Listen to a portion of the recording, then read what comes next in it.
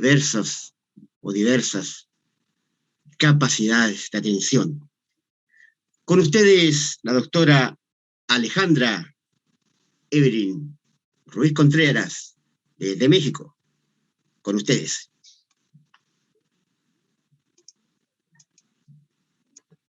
Muchísimas gracias por la invitación, muchísimas gracias por tan amable presentación. Y bueno, nada más permítame un segundo para poder compartir mi pantalla. Un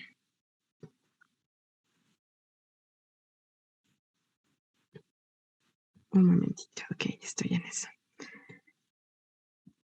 Muy bien, pues les agradezco muchísimo la invitación y pues justamente como el doctor Cuevas lo comentaba, pues yo vengo de México, ya pueden ver mi presentación, ¿verdad? Yo vengo de la Facultad de Psicología de la Universidad Nacional Autónoma de México y parece que mi equipo no me está ayudando, ya ahí está. Ok, muy bien, pues muchísimas gracias por la amable presentación, muchísimas gracias a la doctora Diana Lorena Rubio que tuvo a bien el invitarme a participar en este congreso. Que realmente me pareció fascinante porque, bueno, pues yo soy neurocientífica y pues muchas veces el trabajo que hacemos en el laboratorio, pues no logramos ver el impacto que puede tener más allá, ¿no? Y entonces, bueno, es un reto para mí estar hoy con ustedes y espero poder aportar un poco de del conocimiento que hemos generado. Entonces, bueno, pues les voy a presentar esta ponencia sobre si tenemos la misma capacidad de atención y sobre las diferencias individuales en los sistemas de atención. Entonces, me gustaría empezar con esta ilusión que muy probablemente muchos de ustedes ya conocen, ¿verdad? Y tal vez de entrada ustedes podrían ya tener muy claro qué es lo que están viendo. Pero la atención es un recurso, una capacidad cognitiva que es muy importante. Ahorita podría llamar su atención y decirles que lo que estamos observando es el rostro de una mujer anciana. Si me permiten, voy a señalarles dónde es que está la mujer anciana. Podríamos considerar que esta porción es su nariz, su mentón, su boca, este es un velo, aquí una especie de abrigo y bueno, pues una especie de pluma o algo así, ¿no? Ahora, y me faltó decir que estos son sus ojos y sus ojeras, ¿no? Probablemente sus pestañas. Entonces, ahorita yo ya hice que ustedes pudieran, bueno, probablemente, ¿verdad? Que ustedes ya observaran el rostro de una anciana, pero ahora les voy a decir que no. No estamos viendo a una anciana, estamos viendo a una mujer joven. ¿Dónde está la mujer joven? Bueno, pues la mujer joven está orientada hacia la derecha, estamos viendo su rostro de perfil, esta sería la parte de su mandíbula, su mentón, la punta de su nariz, su pestaña, esto es parte de su oreja, su cabello y también el abrigo, ¿no? Entonces su cuello, en fin. Vean lo que es la atención, ¿verdad? La atención nos permite focalizar hacia un tipo de información e ignorar otra. Y de esta manera, bueno, pues la atención nos permite entender el mundo. La atención es un recurso muy importante, es un recurso limitado que tenemos que robarnos, ¿no? Que capturar. Yo ahorita espero estarme robando esa atención para que me puedan seguir en todo lo que les estoy diciendo. La atención nos permite seleccionar estímulos relevantes a la vez que hay un mecanismo que va a hacer que suprimamos o ignoremos los estímulos que son irrelevantes, ¿no? Y prácticamente la atención es una función básica que vamos a ocupar todo el tiempo mientras estemos en nuestra vigilia activa. Entonces, es un mecanismo que, bueno, ustedes como educadores, tienen que estar robando de sus estudiantes, ¿verdad? Yo también, pues, soy docente, entonces, bueno, tenemos que encontrar la manera de capturar la atención de nuestros estudiantes para que al final logremos hacer que el conocimiento que les estamos tratando de dar, pues, les resulte significativo. Ahorita el doctor Cueva lo dijo muy bonito, ¿verdad? Necesitamos despertar curiosidad, necesitamos despertar emoción para entonces capturar la atención y que los individuos estén con nosotros en lo que nosotros necesitamos que estén, ¿verdad? Sabemos que tenemos múltiple información que nos está bombardeando todo el tiempo. Si ahorita yo llamo su atención a la presión que ejercen sus zapatos, bueno, pues significa que ustedes estaban recibiendo esa información, pero ahorita que ya llamé su atención ahí, ahorita ustedes lo sintieron, antes no lo sentían y en un ratito más lo van a dejar de sentir a menos que le estén dando importancia a esa información. Muy bien, fisiológicamente nosotros hemos detectado que la atención es una respuesta donde se da un efecto de amplificación, ¿verdad? ¿Qué quiero decir con eso? Que las áreas encargadas del procesamiento del estímulo de interés van a responder más a cuando estamos mirando, voy a decir pasivamente. Y esto es lo que trato de mostrarles en esta ilustración. Tenemos aquí un experimento donde a las personas se le dice, bueno, pues mira, se te van a presentar unas flechas en movimiento, tú tienes que decir si se mueven hacia la derecha, si la flecha aparece a la izquierda, pues tienes que decir si se van hacia la izquierda. Y entonces, bueno, pues el individuo ya está formando una expectativa y por lo tanto puede predecir hacia dónde van a aparecer las flechas, ¿verdad? Y entonces, bueno, pues si nosotros evaluamos su cerebro a través de resonancia magnética funcional, donde la actividad está en esta escala, mientras más rojo sea, significa que hay una mayor actividad, pues lo que vamos a ver es que va a haber una mayor respuesta de las áreas, por ejemplo, del lóbulo intraparietal en su porción anterior, posterior y ventral, que va a ser mayor actividad cuando el sujeto está atendiendo hacia la dirección a la que se le dijo, comparativamente a cuando no se le da la instrucción y mira pasivamente, ¿no? Que es lo que estamos viendo en línea verde. En línea amarilla estamos viendo cuando tienen que atender, se le pide explícitamente que atienda y en verde es cuando se le dice que mire pasivamente. Y estas áreas sabemos muy bien que están involucradas con el procesamiento visual de la vía dorsal, la vía del dónde, hacia dónde va el estímulo. Y bueno, pues vemos cómo la atención va a facilitar o va a proporcionar una respuesta de amplificación mayor cuando seleccionamos la información apropiada. Sin embargo, bueno, pues existen diversos modelos de atención y uno de esos es el propuesto por Michael Posner, donde habla de tres sistemas de atención. El sistema que se asocia con la alerta, el sistema que se asocia con la orientación y el sistema que se asocia con el control ejecutivo. Entonces, ahorita voy a explicar brevemente de qué se trata cada uno de ellos. La red de alerta se refiere a nuestra capacidad para estar responsivo a los estímulos ambientales, es decir, necesitamos estar despiertos, pero además necesitamos responder a esos estímulos, ¿verdad? Probablemente les ha pasado que aunque estén despiertos no responden a nada, eso probablemente sea cuando estamos recién despiertos, pero cuando estamos ya en una vigilia más activa, necesitamos estar responsivos a la estimulación que hay en nuestro ambiente. Esta red atencional depende de diferentes áreas, como de la actividad del tálamo, que podemos observar aquí en este corte sagital, en este corte coronal y en este corte transversal del cerebro humano. Estamos observando actividad talámica y también actividad frontoparietal, ¿verdad? Aquí les estoy mostrando vistas, una vista lateral derecha, una vista lateral izquierda del cerebro humano. Y bueno, pues vemos una actividad muy importante de una región que llamamos unión temporoparietal.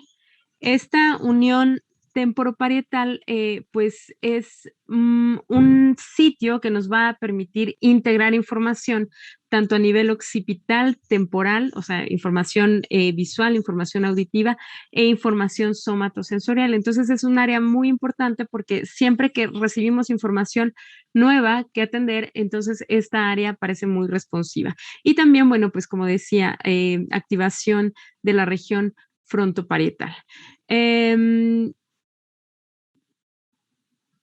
Se ha observado que también existe una relación entre la eficiencia cuando se activa esta red conductualmente, que en un momento más les voy a explicar cómo es que evaluamos a esta red, pues bueno, se ha visto que hay actividad, hay una conectividad funcional entre el tálamo, la corteza parietal, temporal y el globo pálido, que forma parte de los núcleos de la base. Entonces, pareciera que para que nosotros estemos alertas y responsivos al medio ambiente, bueno, pues todas estas estructuras trabajan de manera conjunta para que nosotros podamos ser eficaces en nuestra red de alerta. Por otro lado, tenemos la red de orientación, que básicamente la red de orientación se refiere a nuestra capacidad para orientar nuestros sistemas sensoriales hacia un estímulo objetivo. ¿Sí? Que también puede ser despertado si nosotros estamos atentos, por ejemplo, cuando estamos en un aula o ahorita en Zoom, pues estamos viendo la pantalla muy probablemente, pero eso no significa que si nos llega un mensaje a nuestro celular, si suena nuestra alarma, pues podamos orientar nuestros ojos a buscar el celular y atender a eso si es que consideramos que es prioritario en vez de lo que estamos viendo, ¿verdad? Entonces, bueno, nuestra red de orientación, como decía, nos permite orientar nuestros sistemas sensoriales a un estímulo objetivo y va a depender de actividad nuevamente frontoparietal y particularmente de áreas visuales cuando se trata de procesamiento de estímulos visuales. Aquí, por ejemplo, otra vez estamos viendo una vista lateral derecha, lateral izquierda, una vista sagital, una vista coronal y una vista transversal. Y entonces lo que podemos observar es que el lóbulo parietal superior está altamente activa cuando se requiere este sistema de orientación, a lo mismo que regiones frontales. Entonces, bueno, aquí está el lóbulo parietal superior y bueno, pues un área que es muy importante que utilicemos cuando orientamos nuestra mirada son los campos visuales frontales. Entonces, bueno, pues estas áreas, además de giro fusiforme, por ejemplo, que es un área visual, van a estar comprometidas, van a estar usándose mientras tenemos este efecto de orientación. Y también se ha observado que se requiere la conectividad paralela de las regiones occipitales, del lóbulo parietal y del lóbulo temporal para que este sistema de orientación funcione. Y en tercer punto está la red de control ejecutivo. Esta red se refiere a la capacidad para solucionar problemas y tomar decisiones, ¿no? Esto principalmente se ha visto cuando tenemos que decidir entre algo que nos puede resultar en conflicto. Está más asociado a la tarea con la que se evalúa, pero bueno, pues cuando tomamos decisiones, a ver si voy a seguir haciendo caso a mi teléfono o mejor atiendo a lo que está diciendo la profesora en clase. Entonces, esta red de control ejecutivo, pues como su nombre lo dice, nos permite controlar nuestra atención para guiar nuestra conducta por objetivo. Esta red de control ejecutivo pues va a depender también de la red frontoparietal. Aquí vemos las áreas frontales y áreas parietales, pero principalmente vamos a tener la activación de una región que llamamos la corteza del cíngulo anterior, que si logramos ubicarlo aquí en este corte sagital, bueno, pues es la porción que está por delante del cuerpo calloso, por arriba del cuerpo calloso, que le llamamos la corteza del cíngulo anterior. Esta corteza del cíngulo es muy importante, por ejemplo, para toma de decisiones. Cuando estamos tomando decisiones y tenemos conflicto de qué es lo que tenemos que seleccionar, la corteza del cíngulo está altamente activa. Entonces es un área que requerimos prácticamente todo el tiempo cuando tomamos decisiones.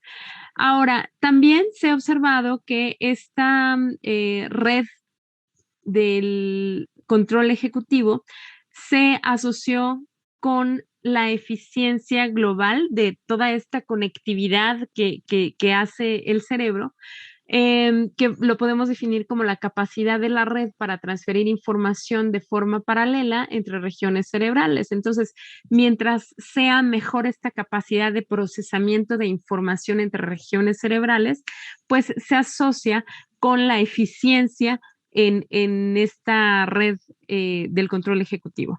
Ahorita les voy a pedir nada más que me crean porque no expliqué la tarea y no se va a entender, pero en un momento lo explico y ya quedará claro. Pero digamos que mientras mayor eficiencia en esta red cognitiva, pues vamos a tener una mayor capacidad de eficiencia global. Entonces, aquí en el eje de las ordenadas tenemos la eficiencia en el control ejecutivo, en el sistema de control ejecutivo, y entonces, mientras más chiquito sea el nivel, significa que hay mayor eficiencia. Y aquí la eficiencia global, mientras más grande sea el valor, significa que es mayor la capacidad del sistema para compartir paralelamente información. Entonces, mientras más eficiencia haya en el control ejecutivo, bueno, pues también se asocia con tener una mayor eficiencia global, ¿no? Entonces, bueno, pues esto nos habla de cómo está funcionando el cerebro para esta toma de decisiones en relación a la atención. Ahora, la atención junto con otras funciones cognitivas, pues depende de múltiples factores, ¿verdad? Hace un momento el doctor que me precedió estaba diciendo cosas fascinantes sobre la epigenética, que es el efecto del ambiente sobre nuestra capacidad cognitiva, ¿verdad? Y yo aquí comparto esa idea, pero también les voy a hablar un poquito de lo que se sabe sobre el impacto que tienen los genes en la explicación de ciertos rasgos, en particular de la atención, ¿verdad? Pero ciertamente debemos de dejar claro que todos los rasgos físicos, cognitivos, de salud mental, involucran tanto factores genéticos como factores ambientales. Entonces, bueno, como voy a hablar un poquito de genética, probablemente ya conozcan, pero no quería pasar la oportunidad de comentarlo. Bueno, pues la genética básicamente es la ciencia de los genes, la herencia y la variación en los organismos vivos, y la genética de la conducta es el campo de estudio de la influencia genética y ambiental sobre el comportamiento. Entonces, bueno, pues lo que les voy a platicar un poquito es sobre evidencia de la genética de la conducta.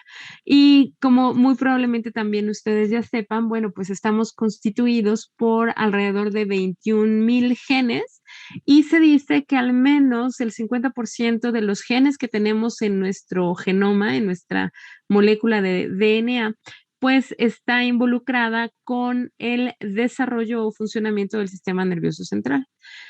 Los genes son secuencias dentro de la molécula del DNA que tenemos en los núcleos de nuestras células. Los genes son código de información que sirven a la célula para formar proteínas. Entonces, los genes contienen las instrucciones para formar proteínas, y las proteínas son muy importantes porque nos van a dar estructura, o sea, cómo se ve nuestra piel, cómo es nuestro cabello, en fin, pero también nos van a dar función. Y en términos de lo que yo les quiero mostrar, pues estamos hablando de proteínas que al final nos dan función, ¿verdad? Entonces, los genes van a tener las instrucciones para que la célula pueda hacer proteínas, y estas proteínas puedan ser funcionales en nuestro organismo y particularmente en nuestro cerebro. Pero también es importante mencionar que, bueno, pues todos nosotros heredamos una molécula de ADN por línea materna y otra línea de ADN por línea paterna. Y en el mismo locus, en el mismo sitio, es posible que tengamos el mismo gen, o sea, eh, tenemos en el mismo locus, tenemos el mismo gen, es decir, voy a poner un ejemplo, forma de cabello, pero puede ser que por línea paterna haya heredado una letra A de adenina, mientras que en el mismo sitio yo haya heredado una letra G, una guanina, por línea materna. Aquí nada más me faltó, no lo dije, que las letras con las que se forma el código genético son 4 letras: adenina, timina, citosina y guanina. Entonces, en función de cómo es la estructura, la secuencia de estos genes, pues entonces pues se forma este código para formar proteínas. Entonces, puede ser que nosotros hayamos heredado dos versiones distintas en el mismo locus, en el mismo lugar, del gen, y entonces eso nos da una conformación heterocigota. Si yo hubiera heredado en línea materna y paterna la letra A, entonces mi conformación genotípica, o sea, la forma en que está mi genoma en esa posición del gen, es homocigota para adenina, o podría ser que fuera homocigota para guanina. Esto nos pasa, o sea, son cambios que tenemos entre individuos y que puede explicar parte de las diferencias entre los individuos, ¿verdad? Entonces, genéticamente vamos a tener una constitución que es qué letra está ocupando un sitio particular en nuestro genoma, y pues eso se puede asociar con cómo se observa, ¿no? El fenotipo. Si en mi ejemplo del cabello, se puede observar cabello rizado, cabello lacio o cabello semi rizado. Claro que como bien lo pueden estar pensando ahorita, pues la forma del cabello pues depende también de factores ambientales, ¿verdad? Pero bueno, aquí mi punto a donde los quiero llevar es a la constitución de versiones que podemos tener. Y bueno, pues podemos tener entonces formas alternativas que llamamos polimorfismos, es decir, en un locus podemos tener al menos dos formas alternativas y a eso le llamamos un polimorfismo genético. Entonces, bueno, con base en esto ha habido investigación que nos ha dicho que la atención, particularmente en el sistema del control ejecutivo, pues parece cambiar en función de la constitución genotípica para, al menos aquí les estoy mostrando, una enzima que se llama monoaminoxidasa A y el receptor D4, el receptor a dopamina D4, que ahorita comento.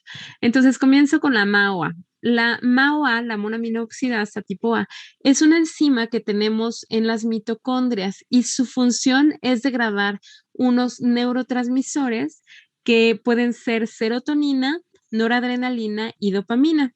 Algo que no mencioné es que en estas redes atencionales se ha tratado de asociar la actividad no exclusiva, pero sí la actividad de algunos neurotransmisores. Por ejemplo, el sistema de alerta parece depender de nuestro sistema noradrenérgico, que nos va a permitir estar despiertos y responsivos, ¿verdad? La noradrenalina se fabrica en una región en tallo cerebral que se llama locus ceruleus, y los axones de esas neuronas van a proyectar prácticamente a toda la corteza cerebral, importantemente a la región prefrontal, de tal manera que cuando estimulemos a ese locus ceruleus, pues entonces nos va a llevar a un estado de alertamiento. La red de orientación pues va a depender más de la acetilcolina en un núcleo que tenemos en el mesencéfalo que llamamos el cerebro basal anterior, que pues estaría a la altura del lóbulo temporal en la porción medial, y que bueno, pues nos va a permitir tener esta capacidad de poder cambiar la orientación de nuestra atención. Y la dopamina, que particularmente a la que hacen referencia para el control ejecutivo, se origina en el área tegmental ventral, también en una región del mesencéfalo, que va a proyectar al núcleo accumbens, que es un núcleo que va a responder cuando adquirimos un reforzador primario, como por ejemplo comer, llevar a cabo conducta sexual o algún premio. Bueno, pues núcleo accumbens va a estar muy activo, pero también esta área ventral tegmental va a proyectar hacia la corteza prefrontal. Entonces, la MAOA, esta enzima, la monoaminoxidasa, se va a encargar de degradar tanto a la noradrenalina, a la adrenalina, a la dopamina y a la serotonina. Entonces, lo que se encontró, o más bien lo que se buscaba es, habiendo muestreado a una serie de individuos, se buscó ver cómo la repetición en algunas personas de 30 pares de bases en la región promotora del gen que codifica para la MAOA, tener 3 repeticiones se asocia con tener una menor capacidad enzimática. ¿Esto qué quiere decir? Que al tener menor capacidad enzimática, por ejemplo, podría haber mayor disponibilidad de dopamina en el cerebro para que la dopamina ejerza su función, por ejemplo, en la red del control ejecutivo. Y entonces, bueno, pues aquí estamos viendo una vista sagital, coronal y transversal, donde se está señalando la actividad de la corteza anterior del cíngulo. Y entonces lo que se encontró es que aquellos sujetos que tenían 3 repeticiones, pues parecía que tenían una mayor eficiencia en la tarea del control ejecutivo comparativamente con aquellos que tenían 4 repetidas. Particularmente lo vemos aquí en la eficiencia, o sea, que también hacían la tarea comparativamente con los tiempos de reacción. En el caso del receptor a dopamina 4, pues así como muy brevemente, la dopamina va a actuar sobre 5 posibles receptores, pero este D4, el receptor D4, bueno, pues está en la región frontal y básicamente aquí lo que se evaluó es la presencia de un alelo G, de una versión de guanina, que podría estar o podría no estar, y pues esto no se tiene mucha claridad, pero parece que está relacionado con una eficiencia transcripcional. Esto probablemente lo que quiera decir es que la capacidad de este receptor D4 sea más eficiente para capturar dopamina. Y entonces lo que podemos ver es que aquellos sujetos que no tienen esta versión G, pues parecen ser más eficientes o tienen mayor actividad de la corteza anterior del cíngulo cuando las personas están realizando esta tarea del ejecutivo central. En mi laboratorio nos hemos enfocado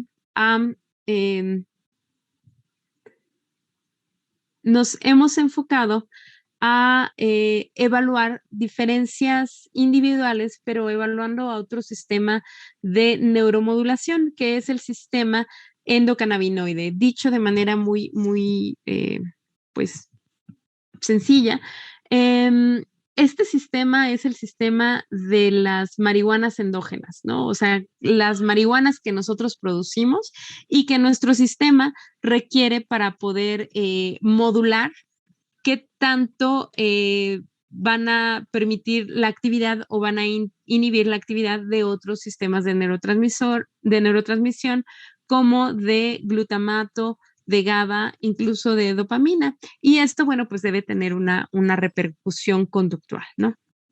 Entonces, este sistema de neuromodulación, el sistema endocannabinoide que llamamos, bueno, básicamente está compuesto por enzimas, está compuesto por receptores y pues nosotros nos hemos dado la tarea a evaluar al receptor que se llama receptor a cannabinoides 1.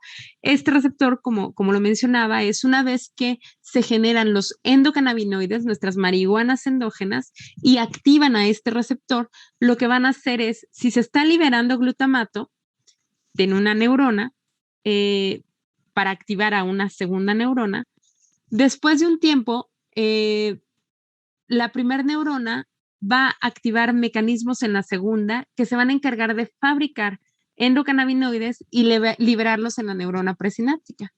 De tal manera que eso va a ser señal, una vez que se activen los receptores a cannabinoides 1, de apagar la señalización glutamatérgica de esa primera neurona.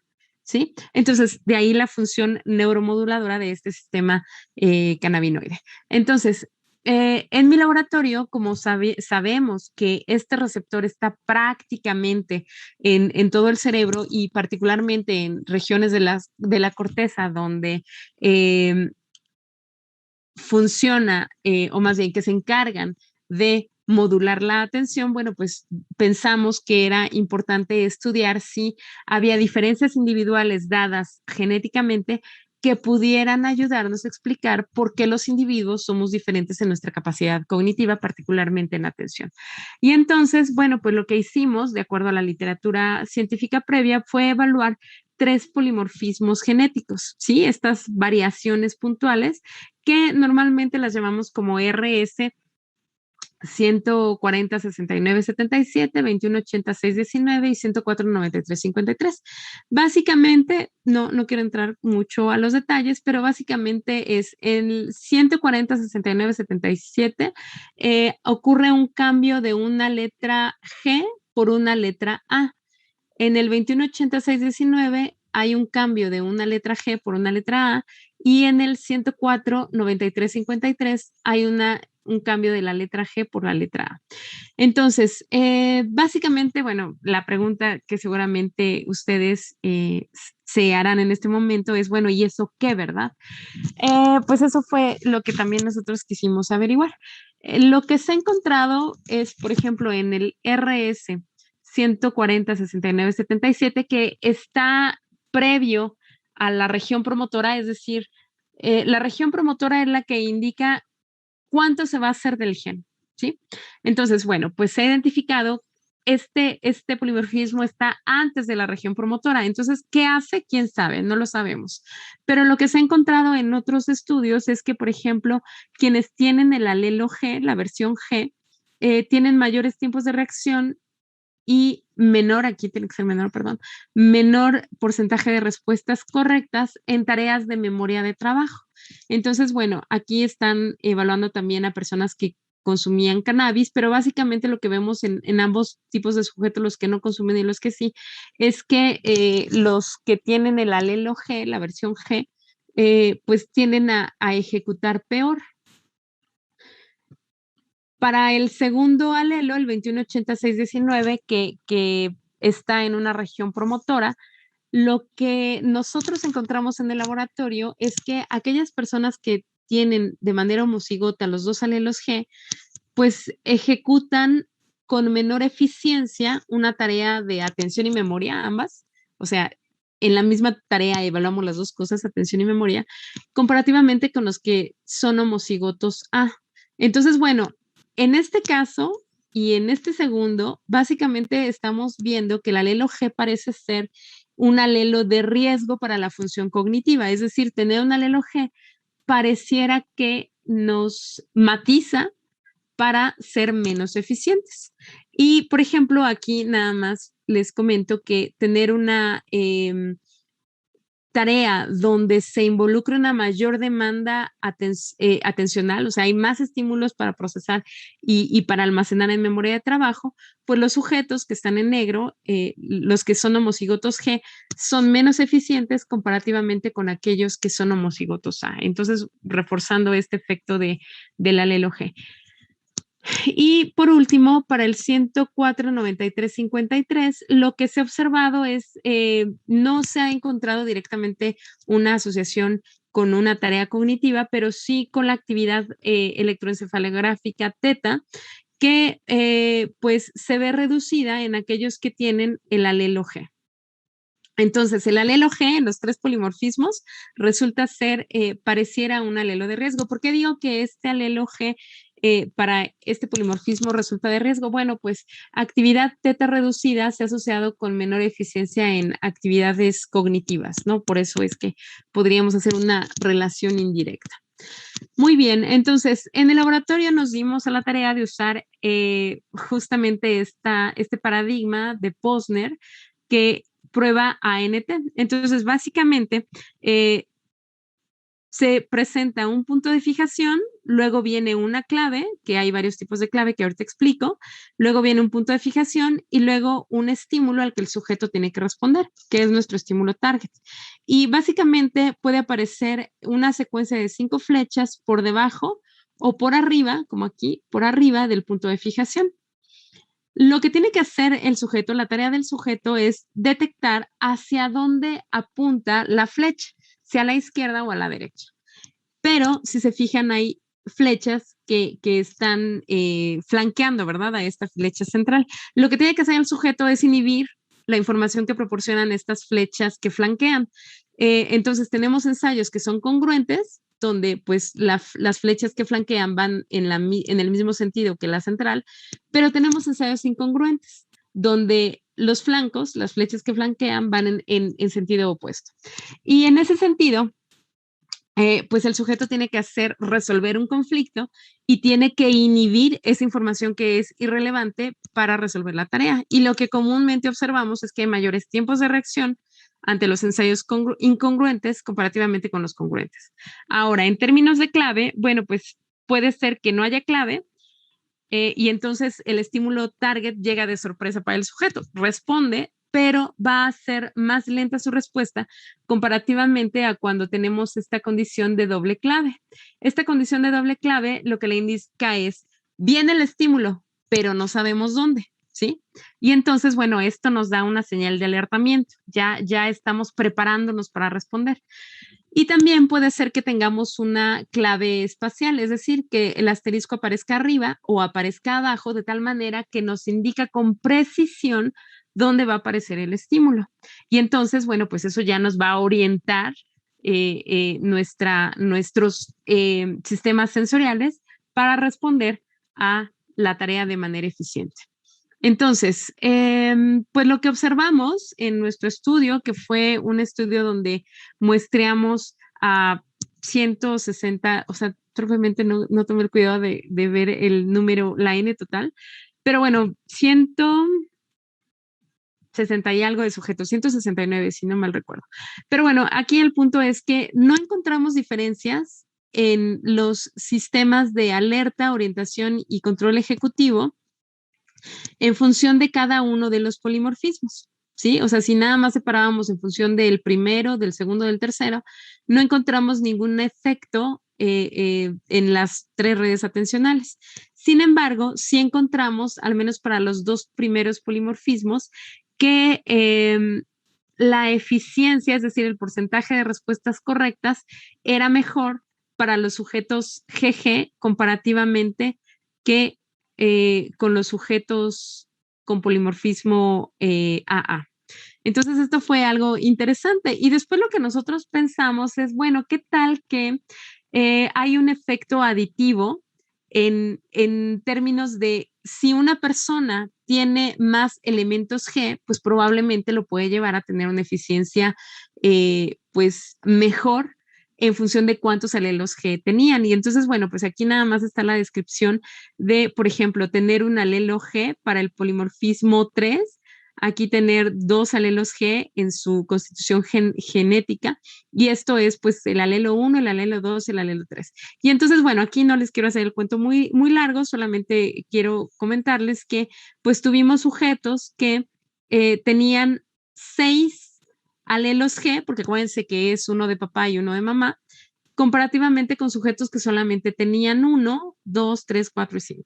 Y entonces lo que nosotros encontramos es que había una relación directa en función de cuántos sujetos había en la constitución alélica de estos tres polimorfismos sobre el porcentaje de respuestas correctas. Es decir, la eficiencia en esta tarea de atención, sin importar el sistema de atención, pues mejoraba conforme más alelos G tenía la persona.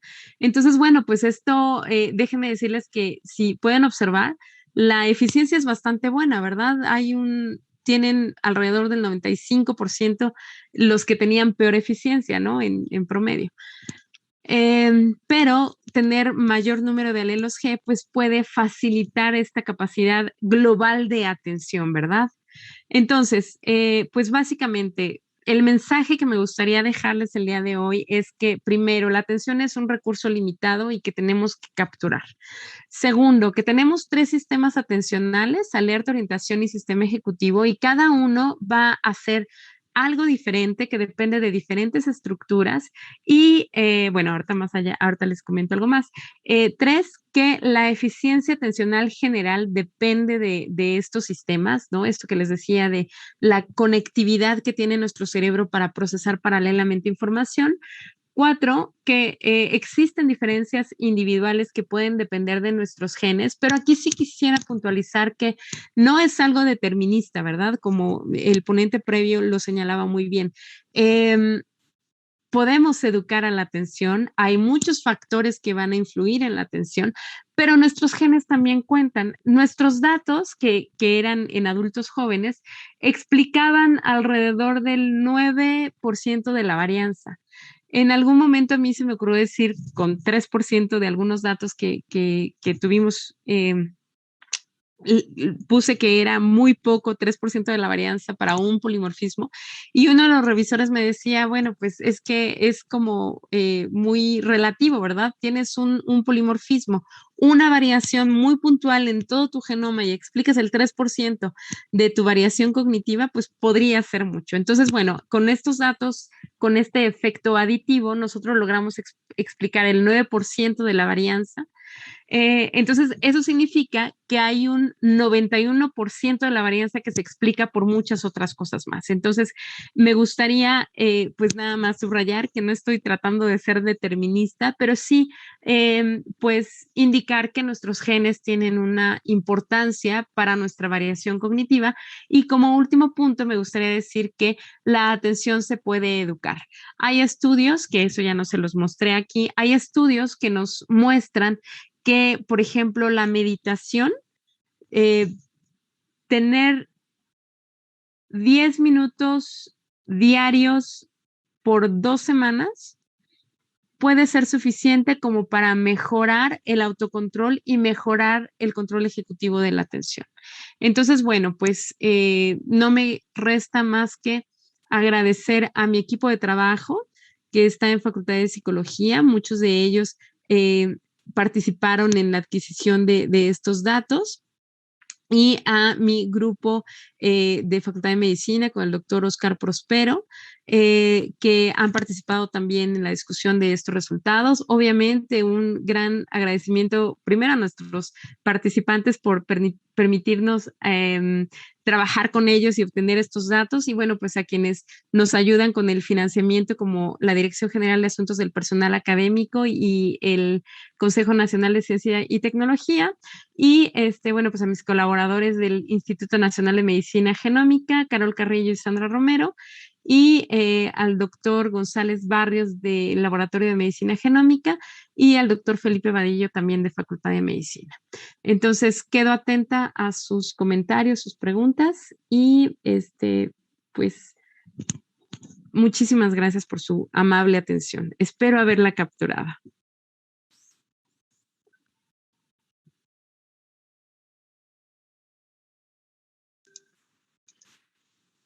Muy buena exposición, estimada Alejandra. Hay una consulta. Más allá de lo teórico, vamos al objetivo práctico. ¿Qué indicación o mensaje usted daría a los docentes de todo Iberoamérica y el mundo, ¿ya?, para enfrentar la atención, para rescatar la atención, para que los aprendices, ¿cierto?, se motiven a través de este tema, de la atención? Ok, bueno, pues yo creo que lo primero, pues como les decía, ¿no? Hay que buscar la manera de robar la atención de quien nos la está dando, ¿verdad? De a quien tenemos enfrente. Y en el caso por ejemplo, la actividad docente, pues es muy importante, por ejemplo, en términos de sistema de orientación y en términos de sistema de alertamiento.